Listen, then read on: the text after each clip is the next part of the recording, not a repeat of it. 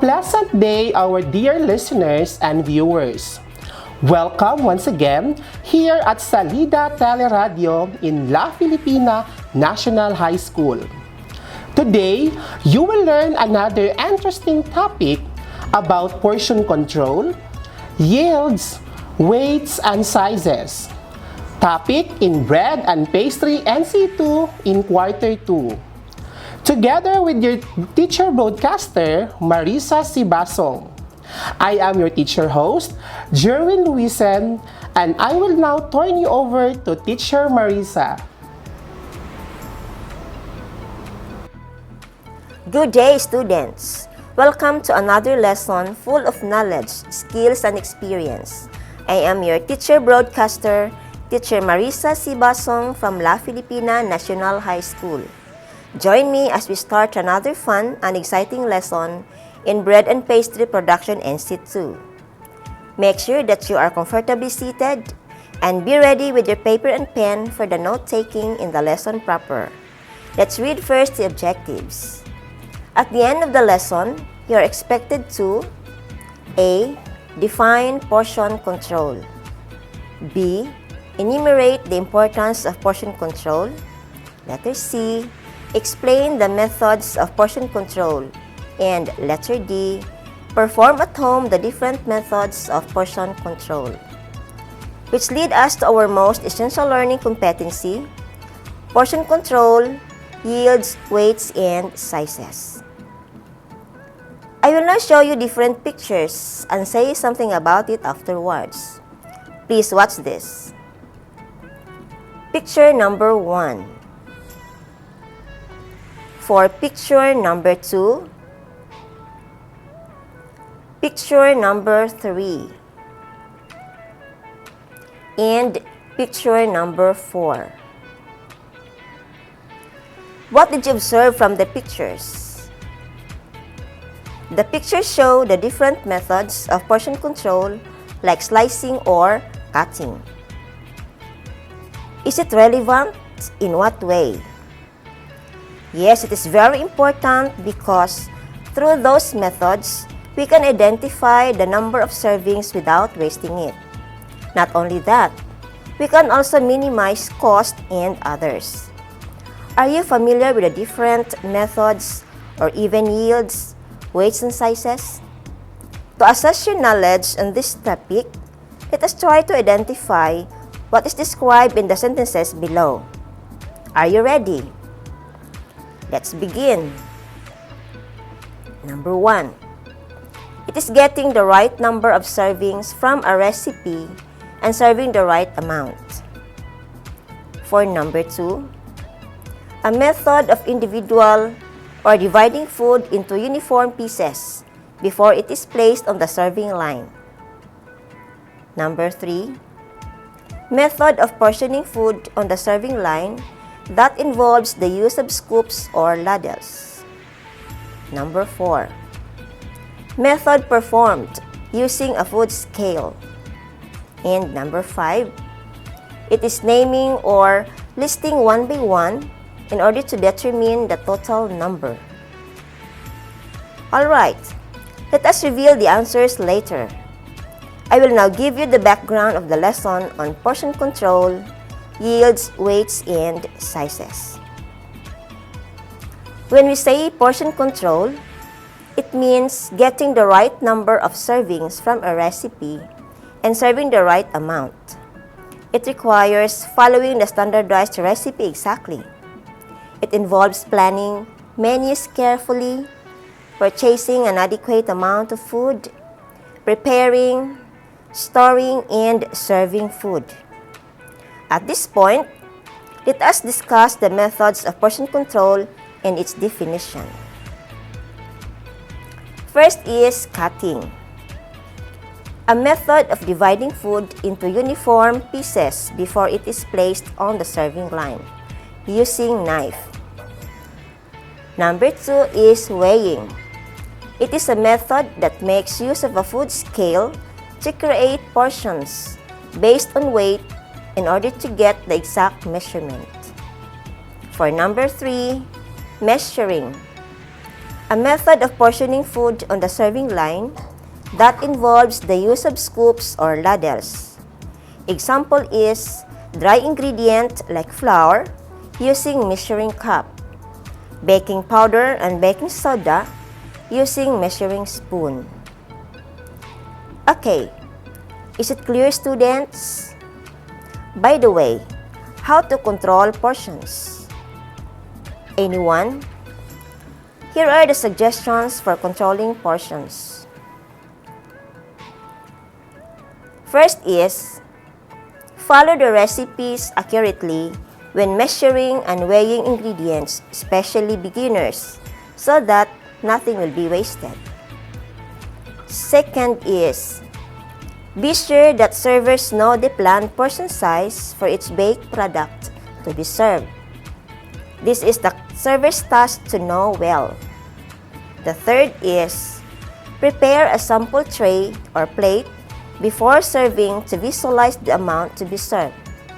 Always have a trial and error before having a final output to be served. And number 4, use the correct type of the correct size portion control tool for each food item. So, those are the methods of portion control and its definition, including the suggestions for controlling portions. What do you think are the importance of portion control? Yes, anybody? Okay. One is, it provides the correct serving size to meet the nutritional needs. This is very important, especially individuals who are on the diet, and to all consumers in order for us to achieve proper nutrition. Second, it helps control costs. Another one, it helps minimize wastes. So this is very self-explanatory. And it helps to guide the ordering and preparation of food.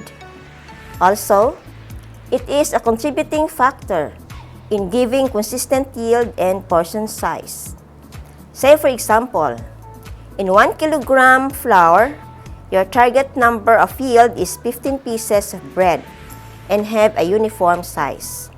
That is why you must apply weighing method. Number 6, customers know exactly how much food to expect. And number 7, customers get the correct portion size. You can get the same portion size because you are applying portion methods. That's it. Did you understand? Well, let us try to recall the answers from our pre-tests. Number 1 is getting the right number of servings from a recipe and serving the right amount. The correct answer is portion control. Number 2, method of dividing food into uniform pieces before it is placed on the serving line. The correct answer is cutting or slicing.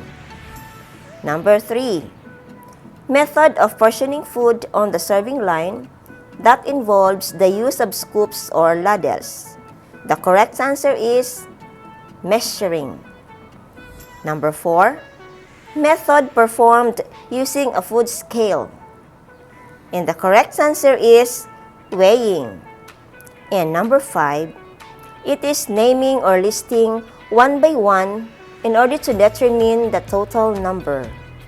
And the correct answer is counting. Did you get a perfect score?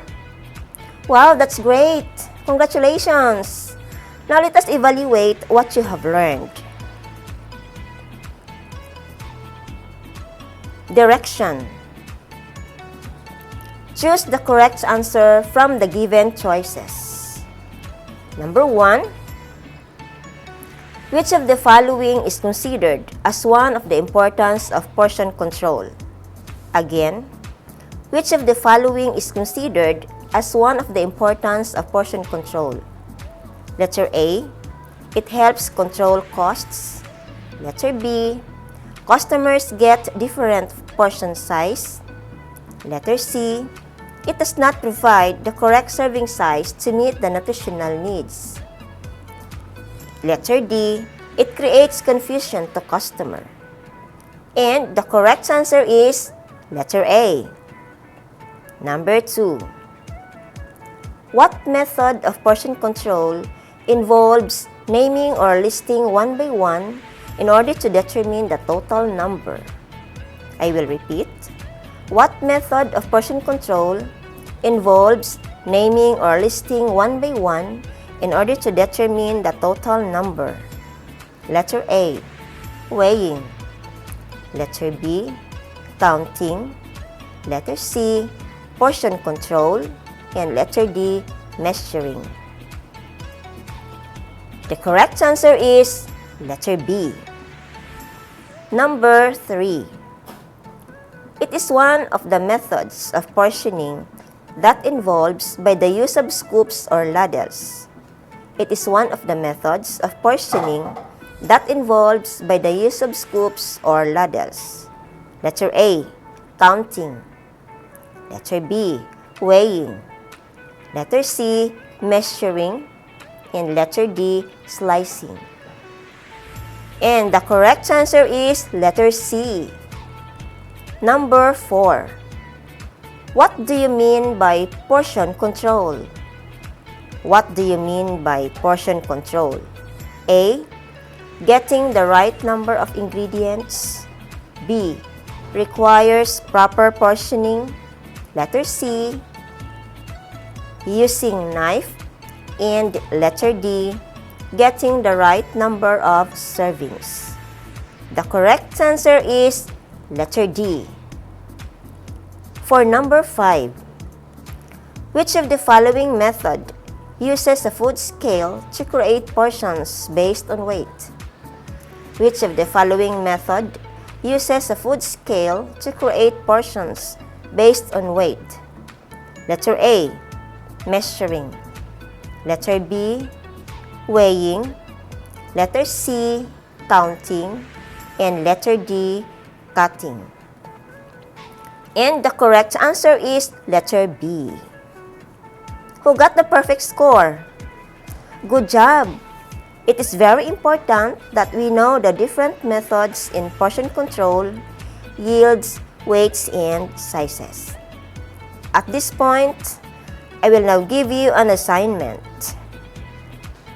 For your assignment, research a simple pancake recipe and perform it at home. Apply the different methods of portion control. For the rubrics of your assignment, we have here performance 15 points, output 10 points, the total of 25 points. I hope that you have learned a lot in our session today. In our next episode, we will discuss another fun and exciting lesson. I am Teacher MARISA C. Bacong.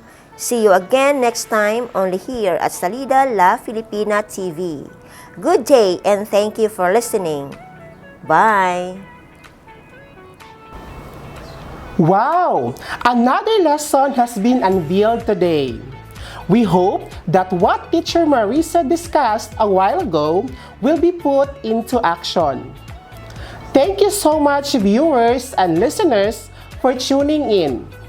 This has been your teacher host, Teacher Jerwin, and always remember to prepare and eat nutritious foods to have a healthy life. Until next time!